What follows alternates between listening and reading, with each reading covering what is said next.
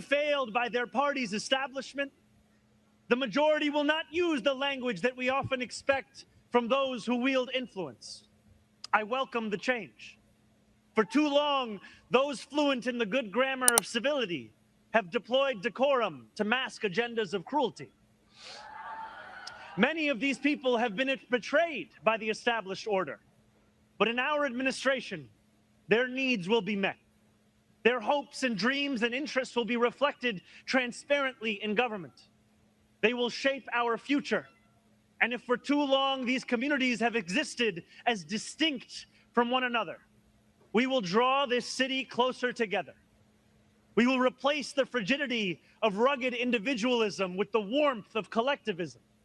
If our campaign demonstrated that the people of New York yearn for solidarity, then let this government foster it. The fragility of individualism to the warmth of collectivism.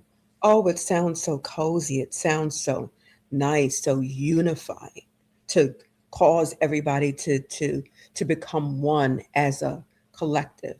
The awesome thing about New York City is that it's a whole bunch of cultures, creeds, nationalities from all over the world that have come together in this melting pot.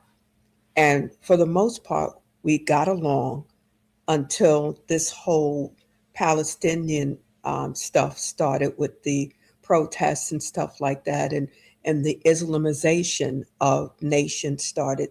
That's when a lot of hell started to break loose. But when you hear this stuff from Mamdani, it sounds great, but at the core of it, it's communist, it's Marxist. He's talking about taking away people's homes. And I'm going to share some more videos with you of one of the candidates, not the candidates, one of the nominees that he's put in place of his tenants association. I believe her name is Cea Weaver, but I want you to hear from this woman, okay? Just hear her ideas. And I presented a video previously about the COPA law that Mamdani wanted to extend. I know it was put in place, I think, in December 15th, which establishes that anyone that wants to sell private property over 4 units and more has to allow nonprofits to purchase the home, and they have to wait for a certain amount of time for them to bid on it and whatnot before they can list it on a broker's list, which to me should be unconstitutional. That in itself is communist. I know Mayor Adams, before he left, he vetoed the bill, but I think it's been reintroduced as of January when I'm making this video. But make sure you like, subscribe, and share. We're going to get into the next video. What I am envisioning is a world in which the housing is owned by a collective and people are paying 30% of their income in order to live in their housing. If your income is zero, you pay zero. If your income is $500,000 a year, you're paying 30% of that. And the government is providing the sort of, the government is the sort of owner, or not even the owner. The government doesn't have to be the owner, but the government is what's making sure all of that sort of works in cash flows. The debt to GDP ratio right now is the highest since World War II. So how can the federal government also afford to start subsidizing rental housing costs? The federal government prints money. The federal government can provide money for them. So it's by printing money? Sure. Okay, so that was just Cea Weaver, one of Mayor Mamdani's appointees to a housing post that he has. And this woman here, if you heard what she says that she's going to pretty much tax those that have homes. If you don't make any money, if you don't have any money, you are entitled to these other people's properties. That somehow they're going to take these people's properties and they're going to make them a collective. So there'll be no individual properties. You'll own nothing and you'll be happy. That's what Klaus Schwab said of the WEF. So she's talking about taking these properties And the people that make over the wealthy individuals, they'll be taxed to the amount of 30 to 40%, I believe she said. And then she says that the federal government's going to subsidize it. Now, this gentleman asked her, how is that going to happen? Oh, they'll just print money. Isn't that how we got in trouble in the first place? Just printing money? Right now, our government owes at least $35 trillion in debt. We're in over $35 trillion in debt. And I believe the interest on it is like a couple of billion. I'm not sure. But we're at a place, if we don't get this debt under control, we're not going to have a country any longer. And this is the person that Mamdani decides to hire to be in the administration of one of the richest cities in America. All right? But we have more videos to show you. Screenshots of Cea Weaver's X account. You know Cea Weaver, the director to protect tenants under Mamdani. Oh, Michelle Tandler, you've outdone yourself. Let's get into it. Michelle Tandler's a genius. A few months ago, she had a hunch that Cea Weaver would be appointed as housing advisor to Mamdani, and she screenshot all of these tweets. Your head is about to explode. Get comfortable. First up, there is no such thing as a good gentrifier, only people who are actively working on projects to dismantle white supremacy and capitalism and people who aren't. Spoiler, Cea Weaver wants to shrink the value of real estate. I don't really disagree with this, but a couple of things. I think past really strong rent control is a more effective way to shrink the value of real estate than reducing rezoning applications, which have mixed results vis-a-vis property values. This country built wealth for white people through genocide, slavery, stolen land, and labor.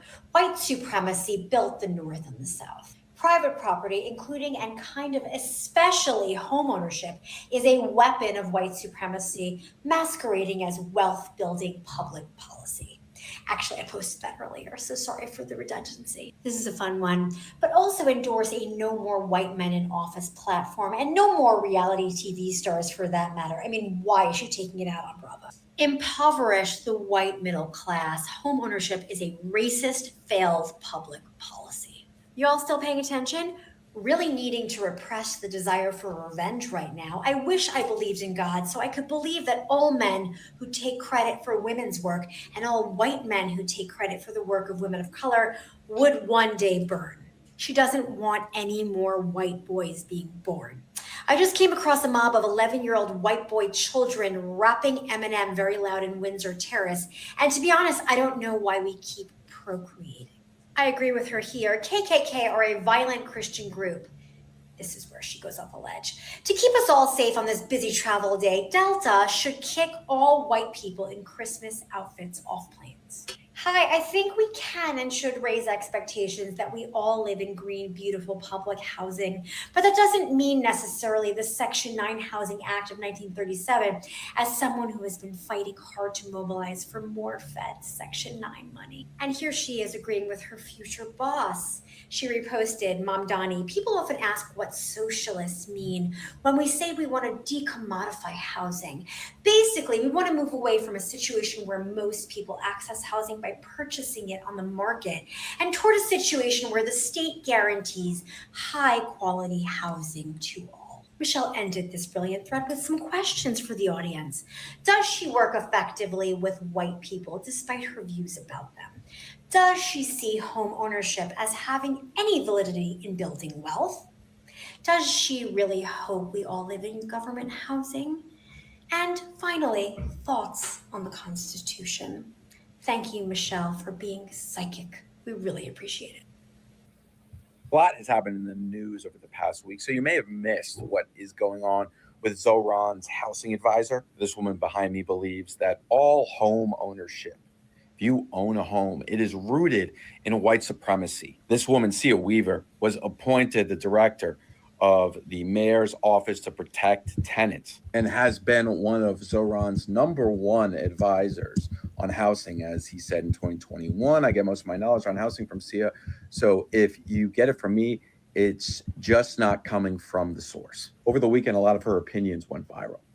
They compiled a lot of them from Twitter and some podcast clips. And on Monday, they went to her apartment in Brooklyn, which is ironic because she lives in Crown Heights, Brooklyn, which you could argue she's a gentrifier in that neighborhood, but whatever. And the second she was asked about all of this, she just broke down crying, which is just, politics aside, if you're breaking down crying after one ask about backing up your beliefs, I don't know if you're fit to maintain any office, just not even a job. You're 37. I mean, if you're gonna be Miss, hey, we need to redo housing and we are going to go specifically after white people, you better stand on business. You better not start crying, run back into your apartment, and then have your friends say, hey, this is unacceptable. I cannot condemn this strongly enough. Do not threaten people in their homes over policy disagreements, especially when Zoran once was arrested when he was a New York State Assembly member for protesting outside of Chuck Schumer's home. Cea once said, we'll transition from treating property as an individual good to a collective good. Whites especially will be impacted. Seize private property, she tweeted in June 2018. Private property, including and kind of especially home ownership, is a weapon of white supremacy. People like home ownership because they like control, and that's been perverted by deep racism and deep classism in our society. Also, ironically enough, her mother has a $1.6 million house in Nashville. So some journalists started to ask her, hey, when you say there's no good gentrifiers and we should seize all property, does that include your mother's house? She ran back and said. Oh, New York, New York, my beloved city, you are in trouble. Oh, what a banana republic it has become. Now you have this chicken here. Oh, just talking about gentrification and destroying the white middle class. First, they wanted to destroy white men totally, the wealthy, tax them into oblivion. Now you want to destroy the middle class. As it stands, the middle class has been destroyed for the most part. Either you're really poor or you're above middle class. I don't think that there is really a middle class. There are people that are just surviving with the 80, 90,000 that they're making, especially in the city of New York, where rents are at least 3,500 for a studio, depending on where you live, up to 20,000. I mean, come on, and then you have this woman talking about she's going to take properties. Then who are you going to have to pay the taxes, the taxes that are in New York, which are already sky high? This chick is out of her mind. So, but I want you to take a look at the law that's been put in place. Let's read it together, and we'll discuss it at the end. The Community Opportunity to Purchase Act in New York City is proposed law giving nonprofits and community groups the first right to buy certain multifamily buildings when landlords sell, aiming to preserve affordable housing and prevent displacement, though it faced a recent mayoral veto and waits a potential city council override vote as early as to 2026, which is what we're in now. The bill would require owners of buildings with 3 or more units to notify the city, allowing qualified groups a chance to bid before the general market, a model used in other cities. And the qualified groups they're talking about are nonprofits. Key provisions and goals. First, the right of first offer. Qualified nonprofits, land trust, and tenant groups get a first chance to purchase multifamily buildings. Affordable housing preservation keeps existing affordable units out of speculative hands, preventing loss of affordable stock. Tenant protection helps stabilize communities and keeps residents in their homes. Notice requirements. Owners must give 180 days notice to the city before selling, with qualified entities having time to respond. Okay, what does that sound like? And here's the thing. Mayor Eric Adams vetoed the bill in late December 2025. I believe it was that the 31st, last day of December, he vetoed this, trying to keep this out of the hands of the current administration. But the administration, as you see, is looking to reinstitute and institute this law, which means that they're going to try to take the private property, private ownership, and you hear it out of Cea Weaver's mouth herself, private ownership out of the people's hands in New York City. Again, you'll own nothing and be happy. Oh, I can't say what a disaster that this is going to cause in New York City.